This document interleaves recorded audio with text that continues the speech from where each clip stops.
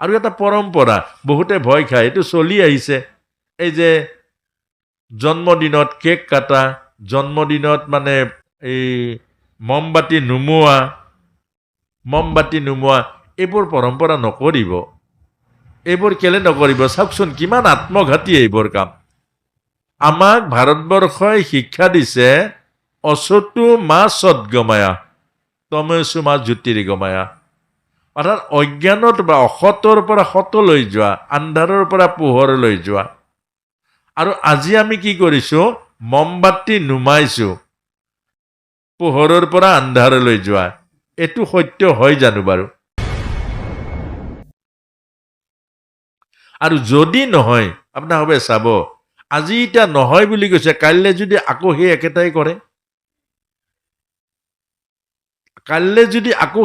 কৰে, তেতিয়া পাপ লাগিব নাই?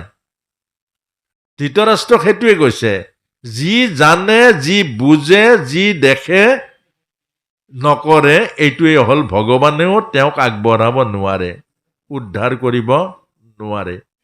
এই কথাটোকে বুজাইছে। এই কেকটোত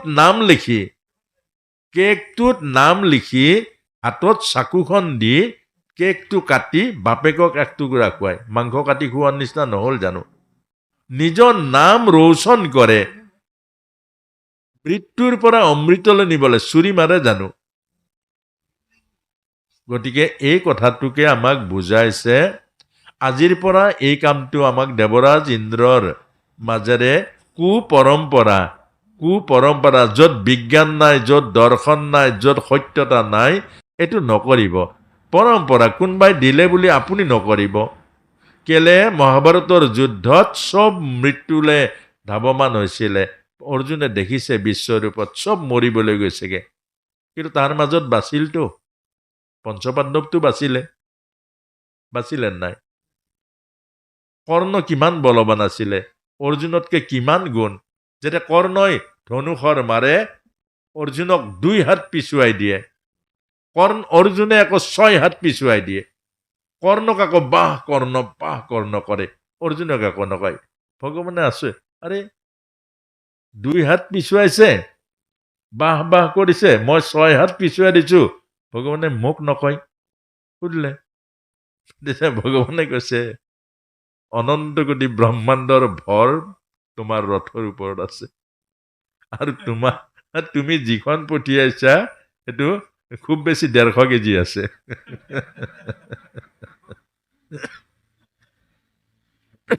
এই কথাটোকে বুজাইছে। এই জ্ঞানবোৰ যে দিছে আমাক, সদায় মনত ৰাখিব।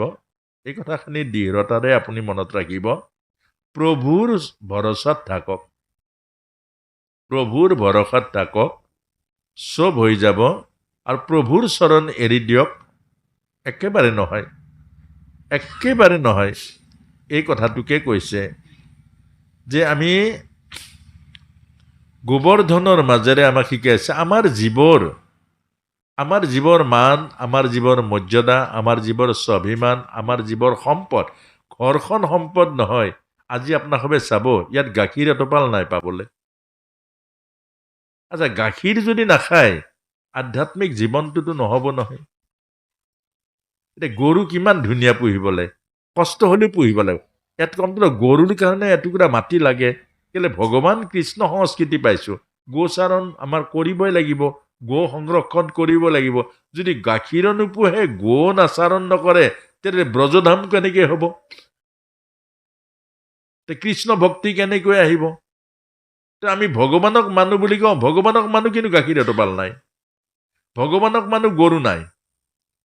ভগৱান মানে সংস্কৃতি, কৃষ্ণ সংস্কৃতি যদি আমি মানুহ হওঁ, তেতিয়াহ'লে এই গৰু এটা নাই। দৰকাৰ হ'লে ঘাঁহ খুৱাব লাগিব, পইচা খৰচা কৰিব লাগিব, ৰাখিবতো লাগিব নালাগিব? আমাৰ এই কথাটোকে কৈছে যে আমাৰ জীৱনটোক অকল পইচা খাব নোৱাৰো নহয়। অকল ঘৰৰ এই বস্তুৱে খাই মানুহ জীয়াই থাকিব পাৰিব জানো? নোৱাৰিব। সেইকাৰণে আমাক এইখিনি কথা কৈছে যে আমাৰ যে বিষ্ণু মন্দিৰটো, এইটো কমিটিখনৰ নহয়। আজি ধেমাজিৰ মৰ্যাদা নহয় জানো? ধেমাজিৰ স্বাভিমান নহয় জানো? আজি গোটেই ধেমাজিৰ চিনাকি নহয় জানো? কেলে? বিষ্ণু মন্দিৰ যে আছে। শিৱ মন্দিৰ যে আছে, এই বস্তুটো আমাক বুজাইছে যে ব্ৰজধামৰ গোবৰ্ধন, সেইটো গোবৰ্ধনটো স্বাভিমান নহয় জানো, চিনাকি নহয় জানো? আমি কেতিয়াবা যে কওঁ দুশ, কেলে আমাৰ যে এই 200 পুৰণি গছ এজোপা আহঁত গছ আছে, সেইখনে আমাৰ গাঁও, কৈ কেনেকুৱা ভাল লাগে। সেই কথাটোকে আমাক বুজাইছে। ইয়াৰ পাছতে ভগৱান কৃষ্ণৰ এতিয়া প্ৰভুৰ বৃন্দাবন লীলা আহিব। বৃন্দাবন লীলাৰ এই 24খন অৰণ্য আছেই, গতিকে আস্তে আস্তে আমি ৰাসলীলালৈ যাম। এতিয়া প্ৰভু ভগৱন্তৰ অকণমান এতিয়া আমি অকণমান আগলৈ যাওঁ। আগলৈ যাওঁ মানে প্ৰভু ভগৱন্তৰ এই সন্দীপনী মুনিৰ গৃহলৈ গৈছে, বহুত ডাঙৰ হোৱাত গৈছে আকৌ প্ৰভু। আগৰ শিক্ষাবোৰ গুৰুকুল শিক্ষা যে, তাত গৈছিলে, তাত পালে সুদামাক। সুদামাৰ কাহিনী এটা আছে। তাৰ পাছতে আৰু আমি যাম কুজিৰ, একেবাৰে কুজিৰ বাঞ্ছা পূৰণৰ পাছতে তাৰপাছত আমি আকৌ বৃন্দাবন লীলালৈকে গুচি আহিম। কংস আজি নামাৰো আৰু, নহয় জানো বাৰু? কংস থাকক, ৰাসলীলালৈকে হ'ব। তাৰ পাছতে আৰু এতিয়া আমি এই যে গোপীসকল, এতিয়া সেই বস্ত্ৰহৰণ লীলাৰ পাছততো গোপীৰ খবৰ নাপাওঁ। গোপীসকল কেনেকুৱা অৱস্থাত আছে? এটা ভয়ানক অৱস্থাত আছে, তেওঁলোকৰ জীৱনটো ভয়ানক। এতিয়া সেই ভয়ানক অৱস্থাটো কি বাৰু? এজন আধ্যাত্ম বা এজন ভগৱত প্ৰেমী যদি লোক গৃহস্থী সংসাৰ থাকে, সংসাৰখন নচলে, সংসাৰখন চলাব নোৱাৰে। কেলে? এই যে গোপী গাখীৰ খীৰাবলৈ যায়, কৰিয়াত আকৌ গাখীৰ নপৰে, কেলে? অকল কৃষ্ণ দৰ্শন, অকল কৃষ্ণ দেখা পায়। যে চাউল বনাবলৈ যায়, চৰু পাতে পানী দিবলৈ পাহৰে। কেঁচুৱাক গাখীৰ খুৱাইছে, কেঁচুৱাক লুটি খাই কোলাৰ পৰা পৰি যায়, কেলে? চাৰিওফালে কৃষ্ণ দৰ্শন। আমাৰ এতিয়া সেইটো অৱস্থা হৈছে মোবাইলত। এতিয়া মোবাইলত এনেকুৱা ইণ্টাৰেষ্ট লাগে যে কি হয় পাত্তা নাই আৰু।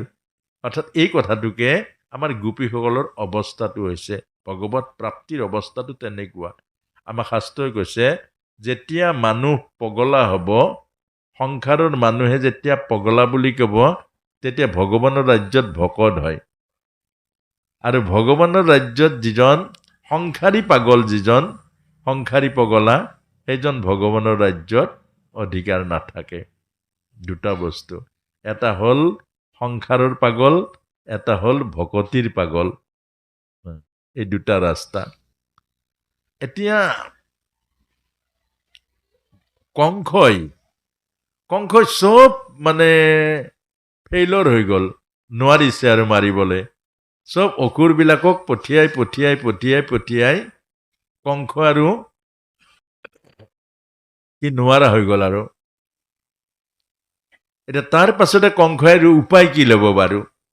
কংসইতো এতিয়া ভগৱান কৃষ্ণক মাৰিব নোৱাৰিলে, কত যত্ন কৰিলে, মাৰিব নোৱাৰিলে। এতিয়া তাৰ পাছত কি কৰিব? এতিয়া কংসই আকৌ নতুন বুদ্ধি এটা লগালে। নতুন বুদ্ধিটো হ'ল অক্ৰূৰক পঠিয়ালে, মাতি লৈ গ'লে, অক্ৰূৰ, তুমি কাম এটা কৰা। বোলে কি? বোলে মোৰ দুজন ভাগিন দুটা যে আছে, ব্ৰজৰ পৰা মোৰ ভাগিন দুটাক লৈ আনা ধনুষ যজ্ঞ চাবৰ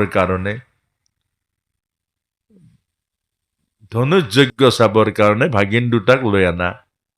অক্ৰূৰে ভাবিছে, কংসই কৃষ্ণ আৰু বলৰামক যে মাতি পঠিয়াইছে, আনিবলৈ কৈছে, এটা মাৰিবলৈ আনিবলৈ গৈছেগে এইটো মৰম নহয় এইটো বধ কৰিবৰ কাৰণে আনিবলৈ গৈছেগে এতিয়া আকৌ অক্ৰূৰে চিন্তা কৰিছে যাম নে নাযাম এতিয়া মই যদি নেযাওঁ বেলেগক পঠিয়াই হ'লেও মানিব আৰু মই যদি যাওঁ কৃষ্ণ দৰ্শন হ'ব দুটা চিন্তা মই গ'লে কৃষ্ণ দৰ্শন হ'ব আৰু মই নগ'লে বেলেগৰ হতুৱাই হ'লেও আনিব কিন্তু কংসই মাৰিবলৈ আনিব যাব এইটো ভাল বুদ্ধি নাই কিন্তু অক্ৰূৰে সিদ্ধান্ত কৰিলে মই যোৱাটোৱে ভাল হ'ব কৃষ্ণ দৰ্শন দেৱৰ দুৰ্লভ কৃষ্ণক দেখা পাম অক্ৰূৰ গ'ল গৈ গকুল পালে আৰু ৰথ ৰাখি কথাখিনি বুজাই দিলে ৰামকৃষ্ণ নিবলৈ পঠিয়াইছে মামা কংসই যজ্ঞ চাবৰ কাৰণে এতিয়া ভগৱান কৃষ্ণ আৰু বলৰাম ওলালে এতিয়া তাৰ অৰ্থটো বুজি পাইছেনে বাৰু বৰ ডাঙৰ কথা আকৌ মৃত্যুক মাতি লৈ গৈছে কংসই এইটোৱে ডাঙৰ কথা আপুনি ময়ো চাব আমি মৃত্যুক বহুত মানুহে মৃত্যুক মাতি আনে অভিশাপক মাতি আনে কেলে এই কথাটোৱে আমি নাজানো এতিয়া এই যে হিৰণ্যক্ষ আচ্ছা হিৰণ্যক্ষক কোনে মাৰিলে বাৰু হিৰণ্যক্ষক কোনে মাৰিলে আমি সাধাৰণতে বৰাৰূপী ভগৱান কওঁ নহয় জানো বাৰু হিৰণ্যক্ষক মাৰিলে তাৰ ভিতৰত থকা অহংকাৰটোৱে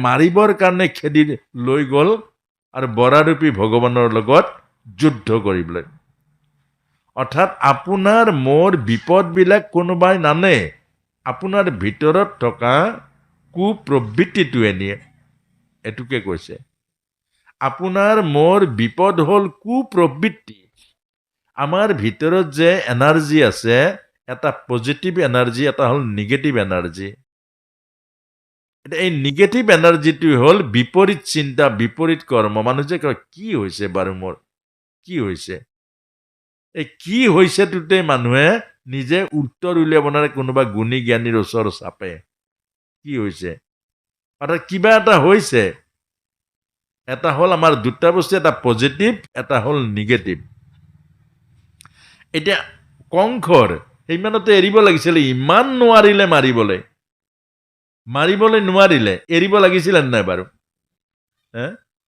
কিমান মাৰিলে অঘাসুৰ মাৰিলে বকাসুৰ মাৰিলে পৰম্বাসুৰ মাৰিলে ধেনুকাসুৰ মাৰিলে ইমানবোৰ মাৰিলে কেঁচুৱা ল'ৰাটোৱে এই কেঁচুৱা বয়সতে ইমানবোৰ পুতনাৰ নিচিনা ভয়ানক ৰাক্ষসীক বধ কৰিলে ইমানবোৰ মাৰিলে ইমানবোৰ মাৰাৰ পাছতে এৰিব লাগিছিলে নাই বাৰু আপুনিও যুঁজি মানুহজনক পাৰা নাই এৰিব লাগিছিলে কিন্তু আমি এৰো জানো আমি কেতিয়াও নেৰো এইটো বৰ ডাঙৰ কথা আকৌ এইবোৰ বুজিলে ভাগৱত বুজা হ'ব আপুনি শান্তি পাব আপোনাৰ হ'ব চাবচোন আমি কিমান কথাবোৰত লাগি ধৰো কেনেকৈ লাগি ধৰো কাৰোবাৰ লগত এনেই লাগি ধৰো এনেই কাজিয়া কৰোঁ এনেই মাত বোল নাই এনেই কিবা কিবি লোকচানটো কাৰ হ'ল এই কথাটোকে বুজাইছে এতিয়া শেষত গৈ কংসই মৃত্যুক মাতিবলৈ গৈছেগে ঈশ্বৰ বিমুখ মানুহৰ জীৱনৰ অন্তিম অৱস্থা এইটোকে বুজাইছে ঈশ্বৰ বিমুখ যিবিলাক মানুহ অন্তিম অৱস্থাটো সেইটো হয় নিজে মৰৰ মৃত্যুক চপাই লয় আপুনি এটা মনটোত এনেকুৱা কাৰোবাৰ শত্ৰু কৰিলে আপুনি নিজে দেখিছে দিন ৰাতি আপোনাৰ চুক শুকাই গৈছে হিংসা বিদ্বেষ কৰোঁতে আপুনি শান্তি নাই টোপনি নাই মানুহজনক দেখিলে মূৰটো গৰম হৈ যায় আৰু সেই মানুহজন আপুনি তামোল পানা টানি তাক দিয়ক তাক লাগিলে আপুনিয়ে ক্ষমা খুজক প্ৰভু মোৰ এতিয়া আপোনাৰ লগত এনেকুৱা মই আৰু এনেকুৱা নহ'ব আপোনাৰ পৰা আজিৰ পৰা মই একদম আপুনি মোক এৰি দিয়ক দেই আৰু সেইটোহে তেতিয়াই শান্তি পাব এতিয়া শেষত গৈ কংস ভগৱানক মাতিবলৈ। অক্ৰুৰ 2 নাও 2 ভৰি। আমাৰ ভক্তক আকৌ ভগৱানে কিমান কৃপা কৰে চাব। 2 নাও 2 ভৰি, আৰু 2 নাও 2 ভৰি গৈ পালে ভগৱান কৃষ্ণ আৰু ৰামক ৰথত উঠালে, লৈ গুচি আহিলে। আহি মনৰ মাজত সেইটো বেয়াও লাগিছে, ময়ে নিবলৈ আহিলোঁ, মোৰ হাততে মৰিব নিচিনা হ'ল নহয় জানো, যে ময়ে নিবলৈ আহিলোতে মোৰ হাততে মৰিব এনেকুৱা। তাৰ পাছতে ভগৱত কৃপাবোৰ কেনেকুৱা আহে। আপোনাৰ মোৰ জীৱনৰ ভয়ানক সমস্যাৰ পৰক আপোনাৰ প্ৰভুৱে সমাধান দিবই, কিন্তু প্ৰভুৰ চৰণত থাকিব লাগিব। আমি যে প্ৰভুৰ ভক্তি কৰিব লাগে, এইকাৰণে কৰিব লাগে, জীৱনৰ যিকোনো মুহূৰ্তত জীৱনৰ যিমান সমস্যা নহওক, আপোনাৰ মোৰ জীৱনৰ এই সমস্যা প্ৰভুৱে ভিতৰত, প্ৰভুটো অন্তৰ্যামী নহয় জানো, এইটো সমিধান আপোনাক দি দিব। শেষত গৈ উদ্ধৱে কি কৰিলে, গধূলি হৈ এই নিত্য সন্ধ্যা কৰিবৰ কাৰণে পানীত নামিলে। আৰু পানীত নামাৰ পাছতেই পানীৰ তলত ডুব মাৰিলে। ডুব মাৰি দেখিলে বলৰাম অনন্ত, আৰু অনন্তৰ ওপৰতে শ্ৰী ভগৱান কৃষ্ণ বহি আছে নাৰায়ণ ৰূপে। আৰে, এই দুজনকতো পানীৰ পাৰত থৈ আছিলো ৰথত, ইয়াত দুটা কেনেকে ওলালে? আকৌ পানীৰ পৰা উঠি আহিলে মহাভাগৱত অক্ৰূৰ। পানীৰ পৰা উঠি আহি বাহিৰত দেখিলে ৰথতে বহি আছে। আকৌ আহি ডুব মাৰিলে। ডুব মাৰি দেখিলে আকৌ সেই একেটাই, বলৰাম অনন্ত আৰু ভগৱান কৃষ্ণ শ্ৰীমান নাৰায়ণ হেৰিৰ ওপৰত বহি আছে। আকৌ ওপৰলৈ আহিলে। অক্ৰূৰে 2 বাৰমান ওপৰ তল কৰিলে। তাৰ পাছত মনৰ সন্দেহ দূৰ হৈ গ'ল। কৃষ্ণ মাৰিব নোৱাৰে, কংক মৰিব, ফাইনেল হৈ গ'ল। এইটোৱে জ্ঞান আমাৰ, এইটোৱে জ্ঞান। গতিকে ভগৱানে কৈছে, মদ ভক্ত সংগ বৰ্জিতা, মোৰ ভক্ত সংগ বৰ্জন কৰক, মোক ভজক, মন্মনা ভৱ মদ ভক্ত সংগ বৰ্জিতা, একমাত্ৰ মোৰ আশ্ৰয় লওক, মোক চিন্তা কৰক, মোক সৰ্বস্ব বুলি থাকক, মই উদ্ধাৰ কৰিমেই।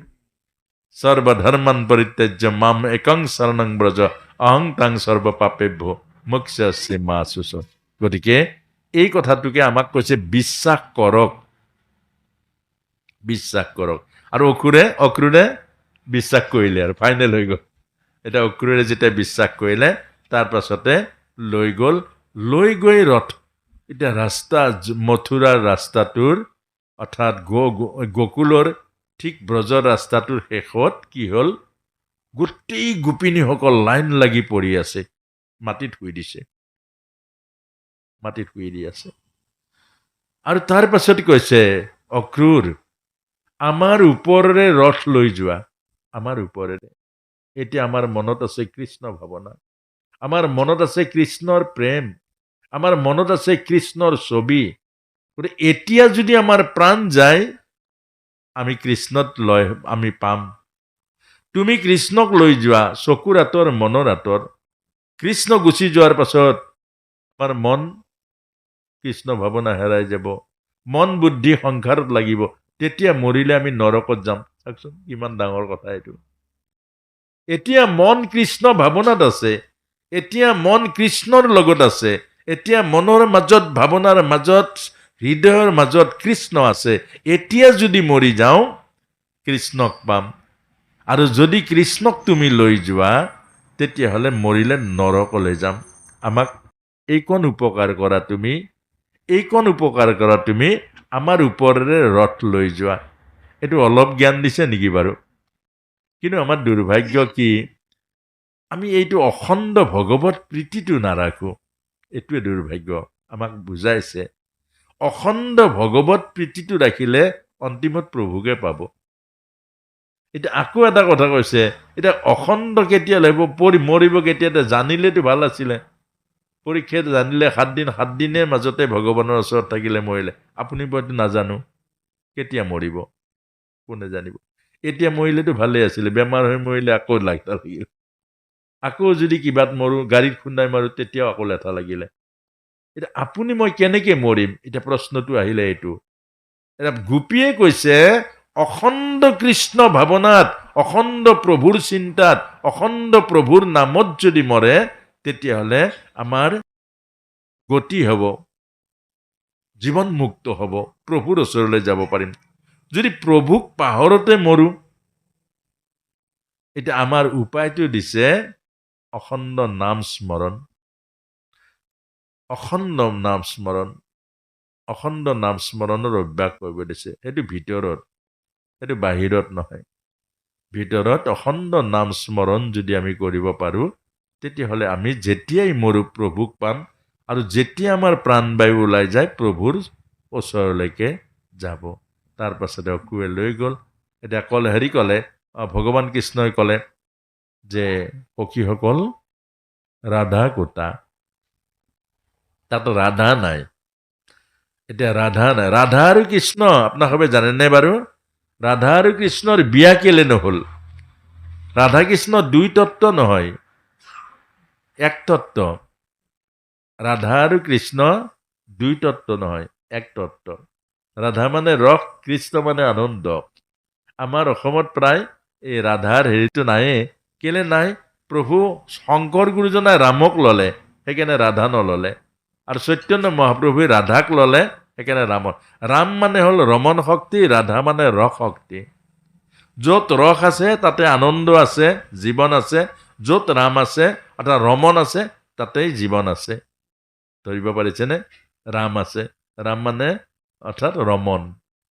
এতিয়া সেইকাৰণে ৰাধা কৈ সুধিছে, ৰাধা ক'ত? তেতিয়া ভগৱান কৃষ্ণক দেখুৱালে সৌ গছৰ আঁৰত লুকাই আছে। এইখিনি বৰ মৰ্মভেদী কথা আকৌ। এতিয়া এই ৰাধা আৰু কৃষ্ণৰ ই স্বামী আৰু ভাৰ্যা এটা আকৌ। দেখাত দুটা, স্বামী ভাৰ্যা এটা। আমাৰ যে স্বামী ভাৰ্যা আছে, ই দুই তত্ত্ব নহয়, এক তত্ত্ব। বাওঁফাল পত্নী, সোঁফাল পুৰুষ। বাওঁফাল আধা, সোঁফাল আধা, এই দুই আধা মিলি এটা। সোঁহাত আৰু বাওঁহাত, দুই হাত মিলি এটা। সোঁহাত আছে, বাওঁহাত নাই, আধা। পত্নীয়ে সেৱা কৰিলে স্বামী নাই, আধা। স্বামীয়ে সেৱা কৰিলে পত্নী নাই, আধা। পত্নী নাই, স্বামীয়ে যজ্ঞ কৰিলে ফল নাপায়, যজ্ঞ নহ'ব। এইকাৰণে অৰ্থাৎ সদায় মনত ৰাখিব, স্বামী আৰু ভাৰ্যা এক তত্ত্ব। প্ৰকৃতি পুৰুষ হৈ বা একমতিত, তেতিয়াহে সি জীৱ হৰিত ভগতি। আৰু সেই কথাটোকে আমাক কৈছে। ৰাধাই এদিন সুধিছিলে, অৰ্থাৎ সুধিছিলে লীলা আপোনাক মোক বুজাবৰ কাৰণে, যে কানাই তোমাৰতো চবৰ লগত বিয়া হৈ গ'ল, আমাৰ বিয়া কিয় নহয়? আমাৰ বিয়া কিয় নহয়? তেতিয়া কৈছে যে ৰাধে, তুমি যমুনাৰ পানীত মুখখন আগতে চাই আহা। তেতিয়া ৰাধাই যমুনাৰ পানীত মুখখন চালে, দেখিলে কৃষ্ণ। ৰাধা আৰু কৃষ্ণ এক তত্ত্ব, একৰ লগত কেনেকে বিয়া হ'ব? একৰ লগত বিয়া নহয়। আৰু তাৰ পাছতে ৰাধাৰ ওচৰ পালে, গছৰ মাজৰ পৰা ৰাধা ওলাই আহিলে, লুকাই আছিলে। ৰাধে, কানাই, তুমি জানো নাজানা আমাৰ অৱতাৰৰ উদ্দেশ্য কি? আমি যে গোলকৰ পৰা আহিছো, কিয় আহিছো তুমি জানো নাজানা? বোলে জানো, সেইকাৰণে মই লুকাই আছো। ধূপটো সেইকাৰণে মই লুকাই আছো। বোলে কেলে? জানো ছাৰ, তুমি মোক দেখি তোমাৰ কৰ্তব্যৰ পৰা বিমুখ হোৱা। এটা স্বামী আৰু ভাৰ্যাই তেনেকুৱা। কিমান ত্যাগ, কিমান পুৰুষাৰ্থ মনত কৰিবচোন। এজন পুৰুষে এগৰাকী নাৰীক বিবাহ পাতি আনি যদি সুখী কৰিব নোৱাৰে, সেইজন পুৰুষ ফেইলৰ হৈ যায়। এজন পুৰুষে এগৰাকী নাৰীক যদি সুখী কৰিব নোৱাৰে, সেইজন পুৰুষ মানে পৰাজয় হয়। এজন পুৰুষৰ মানে এইটো কি বুলি কয়, পুৰুষত্বৰ পৰাজয় বুলি কৈছেগে। এজনী নাৰীক যিগৰাকী চাবচোন, আইগৰাকীয়ে সকলো ত্যাগ কৰি আপোনাৰ ওচৰলৈ আহিছে। সকলো, মাক এৰিছে, দেউতাকক এৰিছে, ভাই ককাই এৰিছে, জাতি এৰিছে, গোটেই বংশটো ছেদ কৰিছে। সেই বংশত বাপেক মৰিলেও মাত্ৰ এসাঁজ ভাত লঘোণ দিব লাগে। এনেকৈ অহা এগৰাকী নাৰীক এজন পুৰুষে যিটো এই মৰম স্নেহ ভাল পোৱা কাহানিও অভাৱ অনুভৱ নকৰা, কাহানিও মাতৃ পিতৃৰ অভাৱ অনুভৱ নকৰা, সুখী কৰিবৰ কাৰণে এইটোৱে আমাক বুজাইছে। এগৰাকী নাৰী বাৰু স্বামীৰ কাৰণে কিমান ত্যাগ কৰে, অন্তৰ ভাৱনাযুক্ত মনেৰে চাওকচোন। প্ৰতিটো পলকতে স্বামীৰ আয়ুসৰ সেৱা কৰে। এই সেন্দুৰ হ'ল আয়ুসৰ প্ৰতীক। সেন্দুৰ হ'ল নাৰীৰ আয়ুসৰ প্ৰতীক। কাৰ? স্বামীৰ আয়ুস। শাখা সেন্দুৰ মংগলসূত্ৰ স্বামীৰ আয়ুস লুকাই আছে তাত। প্ৰতিদিন স্বামীৰ সেৱা কৰে, প্ৰতিদিন স্বামীৰ মংগল চিন্তা কৰে। স্বামীক বাদ দি অন্ন নলয়, স্বামীটো য'তে ত'তে খাই ফুৰে। গতিকে এই গোটেই এগৰাকী নাৰী, কিন্তু আপুনি এইবোৰ অনুভৱ যদি কৰে, আপুনিতো কাহানিও এটা বংশ নাপালেহেঁতেন। আপোনাৰ আইগৰাকী আপোনাক এটা বংশ দিলে, যিগৰাকী পত্নী আনিলে তাইৰ পৰা আপোনাৰ বংশটো ৰক্ষা হ'ল। গতিকে এই কথাখিনিয়ে আমাক বুজাইছে। আৰু সেইকাৰণে ক'লে যে কানাই, মোক দেখিলে জানোচা তুমি বিমুখ হৈ যোৱা, সেইকাৰণে মই তোমাৰ আগলৈ ওলোৱা নাই, কৃষ্ণৰ আগলৈ ওলোৱা নাই। তেতিয়া ক'লে ৰাধে, মই ওলালো, তাৰমানে জানিব আৰু লগ নাপায় আৰু মই দায়িত্ব আৰু কৰ্তব্য। কিন্তু এটা কথা কানাই, তোমাৰ এই জন্মটোও পূৰ্ণ নহ'ল। এই কথাটোকে বুজাইছে। বোলে কৃষ্ণ সচকিত হৈ গ'ল, কেলে পূৰ্ণ নহ'ল? মইতো এইবাৰ পূৰ্ণ তত্ত্ব লৈ আহিছোঁ, কৃষ্ণ পূৰ্ণ ব্ৰহ্ম। বোলে নহয়, এটা থাকি গ'ল তোমাৰ। বোলে কি থাকিলে? বিৰহিনী ৰাধাৰ হৃদয়ৰ বিৰহ তুমি অনুভৱ কৰিব নোৱাৰিবা এই জন্মটো।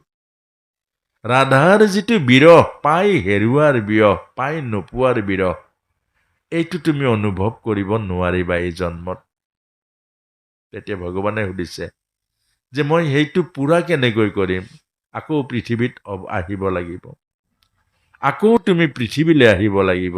আৰু এই চৈতন্য মহাপ্ৰভু ৰূপে আহিলে ভগৱান কৃষ্ণ। হৃদয়খন ৰাধা লৈ আহিলে, ৰাধাৰ হৃদয়খন লৈ আহিলে চৈতন্য মহাপ্ৰভু। আৰু সেইকাৰণে গোটেই জীৱনটো কান্দিলে, গোটেই জীৱনটো কান্দিলে। চৈতন্য মহাপ্ৰভুৰ গোটেই ধৰ্মটোৱেই বিৰহ। তেওঁ গোটেই কান্দিলে, যমুনাত পৰি পৰি কান্দিলে, যমুনাৰ বালিত পৰি পৰি কান্দিলে। আৰু তেওঁ হেনো অন্তিমত যি টুকুৰা জাগাত আছে, বহুত এটা এৰিয়া বান্ধি দিছে, তাত কোনেও কৃষ্ণৰ নাম ল'ব নোৱাৰিব। কোনোবাই কৃষ্ণ নাম লোৱাৰ লগত লগত তেওঁ 4-5 দিনলৈকে সংজ্ঞাহীন হৈ যায়, অচেতন হৈ যায় কৃষ্ণ প্ৰেমত, কৃষ্ণ ভাৱনাত। আৰু তেওঁ নাচিলে মাটিৰ পৰা ওপৰত নাচে। এই কথাটোকেই চৈতন্য মহাপ্ৰভু ৰাধাৰ হৃদয়খন লৈ আহিছে। চৈতন্য মহাপ্ৰভু সাক্ষাৎ কৃষ্ণ। এতিয়া তাৰ পাছতে শেষত গৈ ৰথ গুচি গ'ল, ৰথ গুচি গ'ল। গৈ কি পালে? মথুৰা পালে। মথুৰা পোৱাৰ পাছতে অক্ৰূৰক ক'লে, খুৰা আমি অলপ মথুৰা চাওঁ, মামাৰ ৰাজ্য। গতিকে তুমি এতিয়া যোৱাগে, আৰু আমি ইয়াৰ পাছত তোমাৰ ঘৰলৈ যাম। হ'ব। প্ৰথম পালে ধুবিক। ধুবিক বস্ত্ৰ খুজিলে। ধুবি কংসৰ ধুবি আছিলে। ধুবিক বস্ত্ৰ খুজিলে, বস্ত্ৰ নিদিলে। একেপাৎসৰতে ধুবিক বধ কৰিলে। অৰ্থাৎ আপোনাক মোক বুজাইছে, ভগৱানে যেতিয়াই যি বিচাৰে প্ৰভুক দিব। এই গোটেই অধিকাৰ প্ৰভুৰ। এই জগতত আমি যি পাইছোঁ চব প্ৰভুত পাইছোঁ। আৰু যিকোনো মুহূৰ্ততে সেৱা যদি পায়, সেৱা বিমুখ নহ'ব। সেৱা যদি কেতিয়াবা এটা পায়, সুবিধা এটা পায়, আপুনি পিছ নুহুকিব। কেলে? এই সমস্ত জগতৰ যিমানবোৰ আছে চব প্ৰভুৱে দিছে। আপোনাক মোক মৰম কৰি দিছে প্ৰভুৱে। আৰু প্ৰভুৰ সেৱা পাই যদি বিমুখ হয়, প্ৰভুৱে শাস্তি দিয়ে। এই কথাটোকে কৈছে। ধুবিৰ মাজেৰে ধুবিক একেপাৎসৰতে বধ কৰিলে। তাৰ পাছতে দ্বিতীয়তে লগ পালে মালিক। ফুলৰ মালা বনোৱা সেই মালিক লগ পালে। মালি প্ৰভুক দেখাৰ লগে লগে আহি মাল্য অৰ্পণ কৰিলে, মালা পিন্ধালে, আৰু মালিক বৈকুণ্ঠলৈ পঠিয়াই দিলে। মালিক কৃপা কৰিলে। আৰু তাৰ পাছতে ভগৱান কৃষ্ণ গৈ কুজিক পালে। কুজি, কুবুজা। আমাৰ কীৰ্তনতো শ্ৰীমন্ত শংকৰ গুৰুজনাই কুবুজা চৰিত্ৰটো আনিছে নাম। এতিয়া কুজি মানে কি? এইটো কথা খুব দৰকাৰী কথা আকৌ। এইটো বহুত দৰকাৰী, এতিয়াতো বহুত দৰকাৰী। কুজি মানে এই কুজটো ওলাই গ'ল। আৰু কুৎসিত কুজিৰ কুজটো ওলাই গ'ল মানে মূৰটো তলফালে আহিলে। মূৰটোতো ওপৰ ফালে থাকিব লাগে, তলফালে আহিলে, কুজটো ওলাই গ'ল পিঠিখনৰ। তাৰমানে তললৈ চাওঁতে চাওঁতে ওপৰৰ পৰা মূৰটো তললৈ আহিলে, হয় নহয়? তললৈ চাওঁতে চাওঁতে তলত বিষয় আছে, ওপৰত ঈশ্বৰ আছে, নাই জানো? তলত বিষয় নাই জানো? ওপৰত ঈশ্বৰ আছে। অকল বিষয় ভোগ কৰোঁতে কৰোঁতে কৰোঁতে কৰোঁতে তলফালে নাহিব জানো? ৰাজহাড় বেকা হৈ যাব। আৰু সেইটোৱে হ'ল কুজি। কুজি কেনেকে বিষয় লৈছে? কুজিয়ে কংসক চন্দন পিন্ধায়। আপুনি মনৰ মতে চলাওক, মনটো বিষয়ৰ। ভাগৱত শুনাৰ পাছতে ৰাস্তাত গৈ কাৰোবাৰ যদি কল এথোকা আছে ঘাপ মাৰি লৈ যাব। মন তেনেকুৱা বস্তু।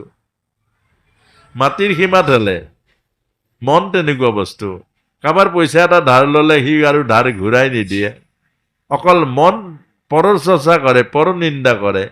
মন হ'ল তেনেকুৱা। আৰু এই তেনেকুৱা সেৱা কৰা জীৱ কুজ ওলাব নাই। জীৱ যাব লাগে ওপৰলৈ। জীৱ যদি মনৰ সেৱা কৰে, বিষয়ৰ সেৱা কৰে, কাৰ অনিষ্ট কৰিম, কাৰ চুকলি কৰিম, কাৰ নিন্দা কৰিম, কোনজন বেয়া, কোনজন ভাল, তেতিয়া সেই জীৱটো যদি মনৰ এনেকুৱা মনৰ লগ লাগে, সি তললৈ যাব নাযায় বাৰু। এই কথাটোকে বুজাইছে আমাক। কংসৰ লগ লাগিলে কুজ ওলাবই। পৰীক্ষিত মহাৰাজৰ সমস্যাটো ক'ত হৈছিলে? কংসৰ লগ লাগিলে, মানে মনৰ লগ লাগিলে।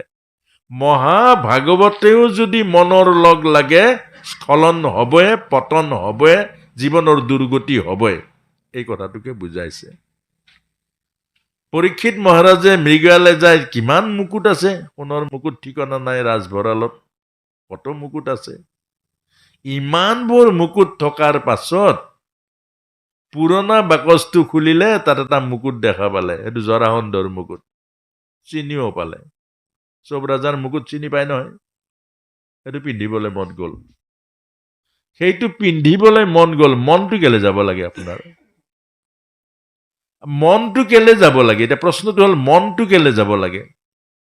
মনৰ পাছত চলিব নেকি আপুনি? জ্ঞানবোৰ কেলে দিছিলে প্ৰভুৱে? জ্ঞান বুদ্ধি বিবেক যে প্ৰভুৱে দিছিলে, কেলে দিছিলে? মনৰ মতত চলিলে। মনৰ মতত চলাৰ কাৰণে পিন্ধিবলৈ মন গ'ল, আৰু সেই মনক ভাল লগাবলৈ সোণৰ মুকুটটো পিন্ধি দিলে, ধৰিলে কলিয়ে। কলিয়ে ধৰিলে নাই? সেইকাৰণে মনটো কেলে যাব? এই কথাটো বুজাইছে। মনটো নহ'ব নহয়, জ্ঞানটো আছে, বুদ্ধি আছে, বিবেক আছে, হয় নহয় বাৰু? মন মানে শুকনি, জ্ঞান মানে কৃষ্ণ, অৰ্জুন মানে হ'ল জীৱ। এতিয়া জীৱই মনক ল'ব নে জ্ঞানক ল'ব? জ্ঞান মানে কৃষ্ণ, মন মানে শুকনি। মনৰ অধীন হলে আপোনাৰ, অৰ্থাৎ এইটোকে বুজাবলৈ গৈছেগে, যি মানুহ মনৰ অধীন হয়, যি মানুহ মনৰ মতে চলে, যি মানুহে মনৰ লগত সম্পৰ্ক কৰি অকল মনৰ লগত যাৰ জ্ঞান আৰু বুদ্ধিক আশ্ৰয় নকৰে, যি বিবেকী নহয়, বুদ্ধিৰ নহয়, যি ধৈৰ্য, সেইজনে কেতিয়াও জীৱনৰ সত্য ৰাস্তাত যাব নোৱাৰে। এইটোৱে হ'ল কুজি। কুজটো ওলাই যাব। কেলে? মনে তললৈ নিব জীৱক, ওপৰলৈ নিনিয়ে। কংসৰ সেৱা কৰোঁতে কৰোঁতে কুজটো তললৈ ওলাই গ'ল। কেলে? কৃষ্ণ দেখাই নাই আকৌ। কৃষ্ণ দেখাই নাই, ভাগৱতৰ জ্ঞান পোৱাই নাই, আধ্যাত্মিক জীৱন পোৱা নাই, আধ্যাত্মিক গুৰু পোৱা নাই, আধ্যাত্মিক সাধনা পোৱা নাই। আপুনি চাব, হেজাৰ বুজালেও কামত নাহে। কিমান বুজো আমি? ভাগৱতেই শুনি আছো, জীৱনৰ এটা বস্তু এৰিব নোৱাৰো।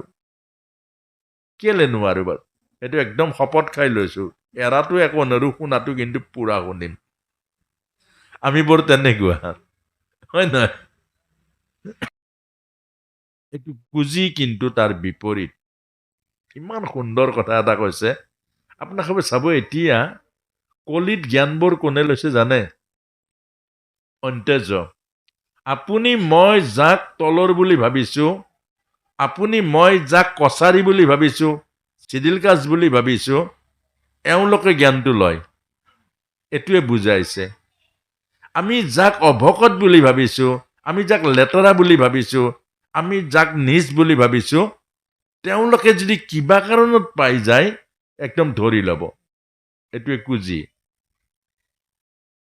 এইটোৱে কুজি। কংসক কিমান বুজালে, কংস কৃষ্ণ নুবুজিলে। দুৰ্যোধনক কিমান বুজালে, দুৰ্যোধনে কৃষ্ণ নুবুজিলে। এতিয়া কুজি বুজিব চাব। শবৰী চণ্ডালিনী আছিলে, শবৰীক বুজালে, শবৰী বুজি গল। শবৰীক গুৰুৱে কলে যে তোৰ ওচৰলৈ প্ৰভু ৰাম আহিব, নৱদ ভক্তিৰ কথা কৈ তোক মুক্তি দিব। এইটোৱে ধৰি ললে, এইটোৱে বুজি ললে। ধৰিলে মানে উদ্ধাৰেই হৈ গল, আৰু প্ৰভু ৰাম যাবলৈ বাধ্য হৈ গল।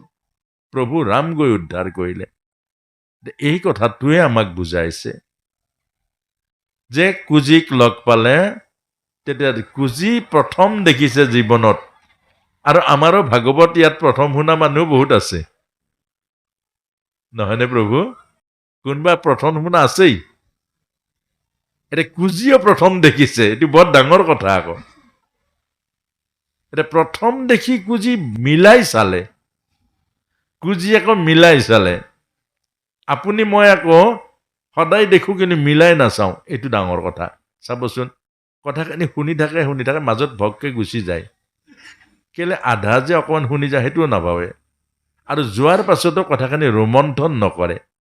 কথাখিনি আকৌ পালন কৰিবৰ কাৰণে অকল যত্ন, পালনটো আপুনি মই কৰিব নোৱাৰো, এতিয়া আপুনি পাৰিব, কিন্তু প্ৰভুৰ কৃপা হ'ব। কিন্তু অন্তত যত্নটো কৰিব পাৰো।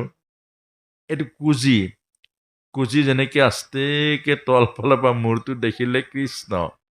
কৃষ্ণতকৈ সুন্দৰ আৰু আছে জানো কোনোবা? আজি এই যে 7 দিন আমি আধ্যাত্মিক কথাবোৰ ব্যাখ্যা হ'ল, ইয়াতকৈ সুন্দৰ আৰু কিবা আছে জানো? এই সুন্দৰ কথাখিনি আমি যদি জীৱনত প্ৰয়োগ কৰোঁ, জীৱন কেনেকুৱা হ'ব? সুন্দৰেৰে ভৰি পৰিব। একেটাই বস্তু, ভগৱান কৃষ্ণ আৰু আজি আমি ভাগৱতৰ 7 দিন শুনা কথা একেটাই বস্তু, একেটাই। এতিয়া কুজি দেখিলে, মিলাই চালে যে এই চন্দন মই কংসক, চন্দন মানে প্ৰশংসা, মই কংসক প্ৰশংসা কৰিছো। মোৰ কিন্তু মনটো খং আছে দেই, মোৰ কিন্তু এটা বৰ খং আছে, মোৰ মনত কিন্তু লোভ এটা আছে, মই অমুকটো খাই ভাল পাওঁ, মই কিন্তু মনটো এনেকুৱা, মই কিন্তু এনেকুৱা। এইবোৰ হ'ল চন্দন, আমি মনৰ প্ৰশংসাত ব্যৱহাৰ কৰো। এই মনৰ প্ৰশংসাত ব্যৱহাৰ কৰা এই চন্দনবোৰ আমি কৃষ্ণত প্ৰশংসা নকৰো কেলে? কৃষ্ণ এনেকুৱা, কৃষ্ণ অমুকক শিশুপালৰ নিচিনা যেন মহাপাপীকো কৃষ্ণই উদ্ধাৰ কৰিছিলে। যে শিশুপাল যি নেকি 100 পাপ কৰাৰ পাছতো দিব্য জীৱনে যে কৃষ্ণই পুতনাক মাতৃত্বৰ মুক্তি দিলে, যিগৰাকী মাৰিবলৈ আহিছিল, এইবোৰ প্ৰশংসা নকৰো কেলে? এইবোৰে চন্দন পিন্ধোৱা, কৃষ্ণকহে পিন্ধাব লাগে। আমি কৃষ্ণক নিপিন্ধাও, মনক পিন্ধাও। এইটোৱে কুজি। আমি কৃষ্ণক বন্ধন পিন্ধাব লাগে। কৃষ্ণ আমাৰ ইষ্টদেৱ, কৃষ্ণ সমস্ত সুন্দৰ, কৃষ্ণ হ'ল গুণৱান, কৃষ্ণতকৈ আৰু জগতত ঈশ্বৰ নাই। কৃষ্ণৰ প্ৰতিটো কাৰ্য কিমান কল্যাণকাৰী কাৰ্য।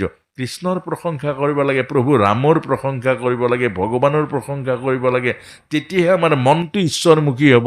আকৌ আমি ভগৱানক কণা গসাই দেখা নাই, অমুকৰ গাড়ী আহিলে মোৰ একো নাই, বাছ। এইটো মনৰ চন্দন লগাই দিলে কৃষ্ণ কি হ'ল? আমাৰ কথাটো উল্টা। আজিৰ পৰা উল্টাটো কৰিব নেকি? আকৌ নকৰিব, আজিৰ পৰা নকৰিব, সঁচাকে। এবাৰ শুনক ভাগৱত কথা, নাই ধৰি লওক, ইয়াৰ পৰা কেতিয়াও মিছা কথা নহয়। ধৰি লওক, এইটোৱে ধৰি ল'বলৈ কৈছে। কুজিৰ নিচিনাজনীয়ে যদি, কুজিৰ নিচিনা এগৰাকী আয়ে যদি এবাৰ দেখাৰ পাছত প্ৰভুক সাৱটি ললে, প্ৰভুক সৰ্বস্ব কৰিলে, প্ৰভুক চন্দন পিন্ধাই দিলে, আৰু সেই লগে লগে ভগৱান কৃষ্ণ তুষ্ট হ'ল। কি কৰিলে? চিবুকত ধৰি অকণমান চুই দিলে টান মাৰি দিলে দিব্য সুন্দৰী হৈ গ'ল, কুৎসিতা হৈ গ'ল দিব্য সুন্দৰী। অৰ্থাৎ মনৰ সেৱা যিয়ে কৰে সি কুৎসিত, এইটো বুজাইছে।